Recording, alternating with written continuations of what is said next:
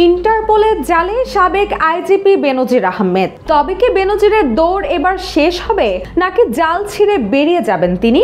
বর্তমানে ইন্টারপোলের তালিকায় বাংলাদেশ থেকে 64 জনের নাম অন্তর্ভুক্ত। সেই তালিকায় যুক্ত আছে সাবেক আইজিপি বেনজির আহমেদের নাম। প্রশ্ন হচ্ছে, এবার কি তিনি সত্যি ধরা পড়বেন নাকি ফেরারির খেলায় আবারও রক্ষা পাবেন? বিগত 16 বছর ধরে দেশের আইন শৃঙ্খলা রক্ষাকারী বাহিনীর একটি অংশ দেশকে অস্থিতিশীল করার প্রতিযোগিতায় কোনো অংশেই পিছিয়ে ছিল না। অন্তত 2 ডজন পুলিশ কর্মকর্তা গোটা প্রশাসন পরিচালনা করতেন নিজেদের স্বার্থে।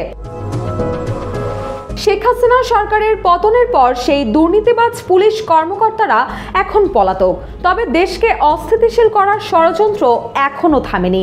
পলাতক থেকেও ষড়যন্ত্র চালিয়ে যাচ্ছেন সাবেক আইজিপি বেনজির আহমেদ। মুরতাজে অর্ডার করে জিতে নিন গাড়ি, বাইক, আইফোন সহ কোটি টাকার পুরস্কার। অর্ডার করতে ভিজিট করুন murtaj.com। 1 দশকেরও বেশি সময় ধরে পুলিশ বাহিনীর গুরুত্বপূর্ণ পদে থেকে তিনি নানা অনিয়মে যুক্ত ছিলেন।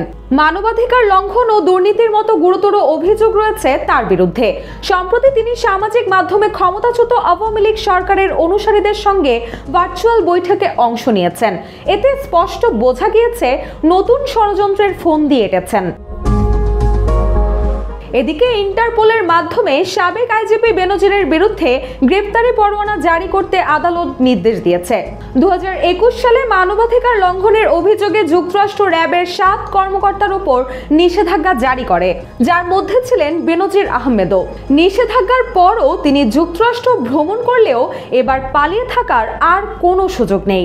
যদিও অনেকেই সন্দেহ করছেন ইন্টারপোলের রেড অ্যালার্ট কতটা কার্যকর হবে। ইন্টারন্যাশনাল ক্রিমিনাল পুলিশ অর্গানাইজেশন বা ইন্টারপোলের কাজ বিভিন্ন দেশের পুলিশ বাহিনীকে সহায়তা করা। কোনো অপরাধী নিজ দেশ থেকে পালিয়ে অন্য দেশে আশ্রয় নিলে ইন্টারপোল তাকে ফিরিয়ে আনার ব্যবস্থা করে। বাংলাদেশ 1976 সালে ইন্টারপোলের সদস্যপদ লাভ করে। রুশা সুর, জয় জয় দিন।